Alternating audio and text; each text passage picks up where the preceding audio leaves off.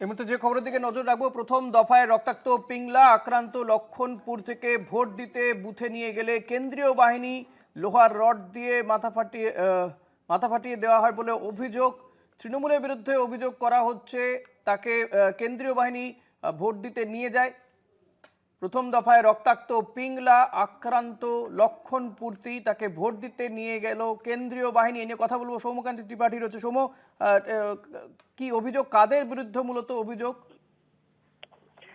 জানিয়ে রাখি, সেটা হচ্ছে ভোট দিতে যাওয়ার সময় বেশ একটি ঘটনা ঘটে। সেটা হচ্ছে পিংলা বিধানসভা এলাকার দক্ষিণ করকাই 220 নম্বর বুথের আমোদচক বুথে সেখানে একটা উত্তেজনা তৈরি হয় এবং সেখানে নাকি এই অভিযোগ উঠেছে যে লোহার দিয়ে কয়েকজন এক ব্যক্তিকে মারধর করে। তার নাম লক্ষণপূর্তি এবং সেই মারধরে তার মাথা ফাটে যে তার সঙ্গে বচসা হয়, মারধর হয় এবং তারপরেই লোহার রড দিয়ে আঘাত করা হয় বলে অভিযোগ এবং তাতে আহত হন এবং তিনি সেখান থেকে তাকে স্থানীয় হাসপাতালে চিকিৎসা করে বাড়িতে নিয়ে আসা হয়েছিল। তিনি এই আতঙ্কে ছিলেন। এরপরে ঘটনাস্থলে পৌঁছন কেন্দ্রীয় বাহিনীর জওয়ানরা এবং কেন্দ্রীয় বাহিনীর জওয়ানরা তার সঙ্গে কথা বলে তাকে আশ্বস্ত করে তাকে আবার সেখান থেকে ভোট দানে নিয়ে যাওয়া হয় এবং বুথে নিয়ে গিয়ে তাকে ভোট দেওয়া করানো হয়। কেন্দ্রীয় বাহিনী জওয়ানরা সঙ্গে যান এবং তাকে আশ্বস্ত করেন যে তিনি নিশ্চিন্তে ভোট দিতে পারবেন, কোনো অশান্তি হবে না এবং সেই সাহস দেওয়ার পর তিনি ভোট কেন্দ্রে যান এবং সেখানে গিয়ে ভোট দিয়ে আসেন। যদি বিষয়টি নিয়ে নির্বাচন কমিশনে অভিযোগ দায়ের করা হয়েছে, ঘটনা তদন্ত চলছে বলে জানিয়েছে নির্বাচন কমিশন।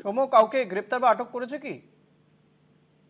আমরা যেটা জানতে পেরেছি, এই মুহূর্তে যে নির্বাচন কমিশনের আধিকারিক যিনি রয়েছেন তিনি যা জানিয়েছেন যে তদন্ত চলছে, তদন্তের পরে বিষয়টি ব্যবস্থা নেওয়া হবে। ধন্যবাদ সৌম্যকান্তি। কথা বলছিলাম প্রতিনিধি সৌম্যকান্তি ত্রিপাঠীর সঙ্গে।